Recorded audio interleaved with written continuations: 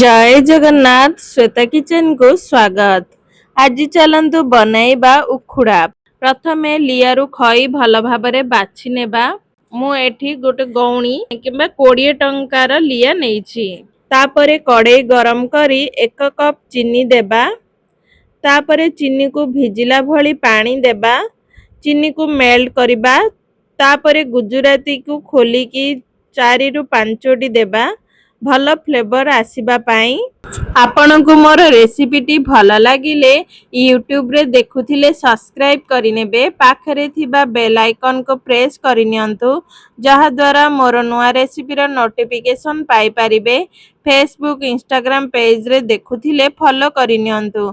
Like share तो निश्चय करिबे। चीनी सिरा को 2 तार करिबार अछि। देखंतु एही परी हातरे चेक करिबा। नहेले गोटे बाउल रो अल्प पानी नै चीनी सिरा पकेइबा। हातरे देखिबा कैंडी टाइप रो लागिले चीनी सिरार पाग होई जाइछि। तापर गैस को ऑफ करि नेबे। तापर संगे संगे लिया को सिरा रे देई मिसाइबा। सिरा लिया रे भल भाबरे कोट होई सुखिला पर्यंत गोळाई नेबा। तापरे गोटिए बड़ थाली रे एही परी गोळेई की रखिबा। ठंडा ହେଲା ପରେ एयरटाइट कंटेनर रे स्टोरेज करी रखि पारिबा। एही परी घरे उखुड़ा बनांतु। किपरी लागिला कमेंट सेक्शन रे जणाइबे। रहुछि धन्यवाद।